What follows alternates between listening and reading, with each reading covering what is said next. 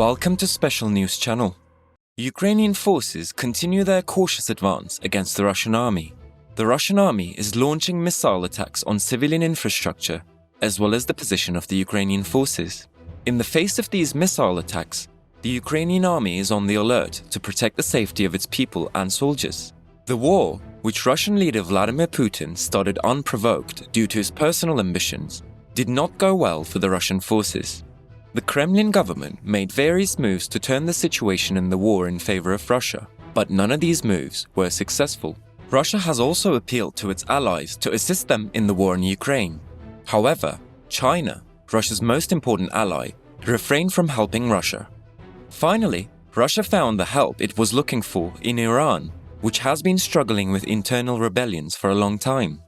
Iran has transferred Shahed unmanned aerial vehicles, which are Iranian-made, to Russia. While the war between Ukraine and Russia continued, Iran was shaken by a huge wave of rebellion. At the same time, Iran is in conflict with the United States, Israel, and Western countries over nuclear and Middle Eastern issues. While Iran was in so much trouble, trying to help Russia caught the attention of the USA and Israel.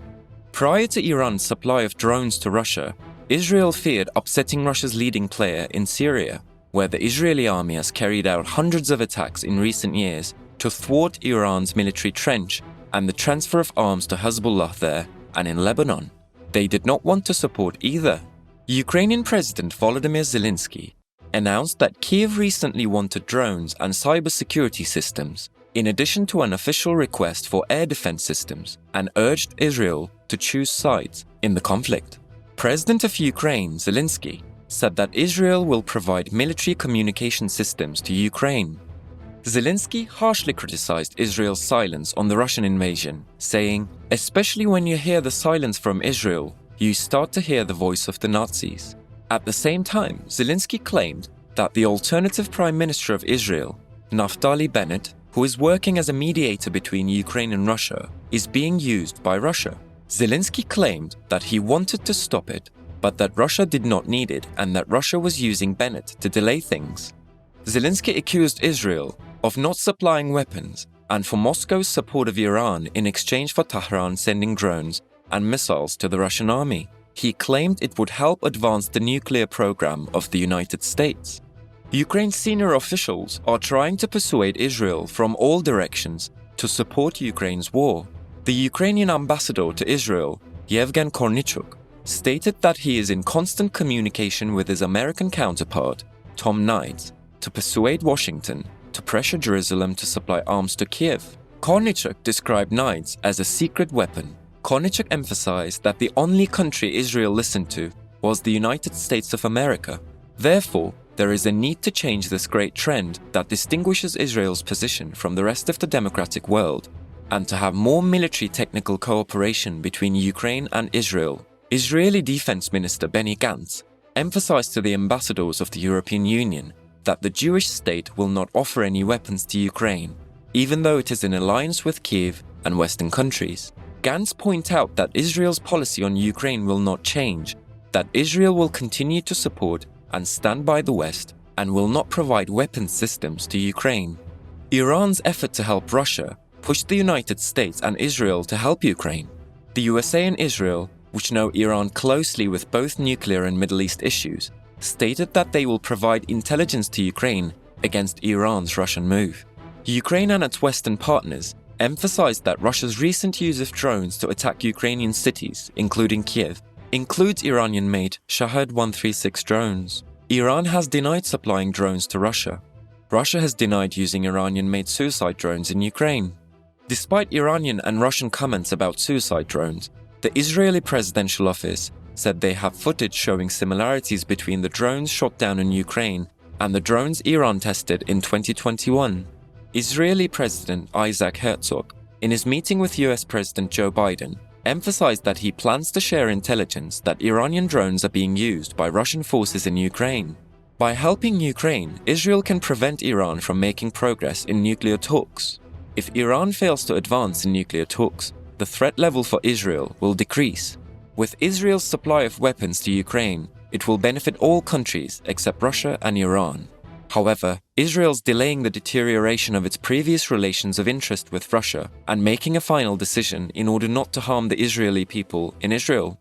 With Israel providing Ukraine with intelligence about suicide drones, Russian-controlled Iranian-made drones will be able to do less damage to Ukraine's civilian and military targets. However, the Ukrainian forces want to accelerate their attacks against the Russian army again before the winter season. For Ukraine to step up its counterattacks, it must be confident that the civilian population will suffer less. While the Ukrainian army is liberating some areas from Russian occupation on the Grand Front line, Russian forces are launching missile and drone attacks on military and civilian infrastructures in response to these takeovers. Ukrainian forces are wasting time as they carry out both offensive and defensive operations. As a solution to this situation, the Ukrainian military has developed a system where civilians can report Iranian-made suicide drones. The Ukrainian army, which received great support from its people throughout the war, was not abandoned by its people at this point when it needed help from civilians. An app in Ukraine provides citizens with targeting data to anti-aircraft artillery, helping to detect and destroy Russian military-controlled drones. The application called ePPO Observer was produced by a technology company in cooperation with the Ukrainian army. The Ukrainian people showed great interest in the application, and the application has been downloaded thousands of times until now. The Ukrainian Ministry of Defense pointed out that every citizen of Ukraine can contribute to the air and missile defense of the Ukrainian skies.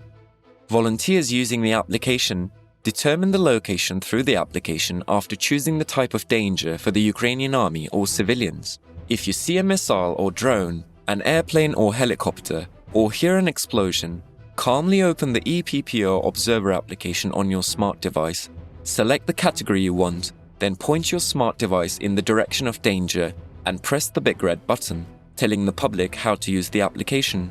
The manufacturers of the application pointed out that users who do this will warn the Ukrainian air defense forces of a possible Russian threat and will save the lives of many civilians.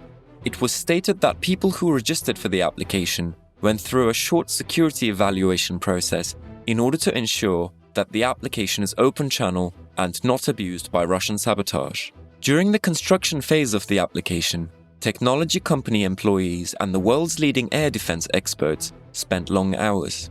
At the same time, it was coordinated with the Southern Operational Command of the Ukrainian forces and senior officials of the Air Force Command. It is anticipated that this will resolve the need for additional security created by the Tehran government's supply of weapons to Moscow and the Iranian-made drones terrorizing Ukraine. The fact that civilian observers are the eyes and ears of the Ukrainian army, thanks to the application, is the biggest indicator that the Ukrainian army will concentrate on counter-offensive operations. There is no doubt that threats reported by civilians will soon be destroyed by the Ukrainian military. Thanks for watching.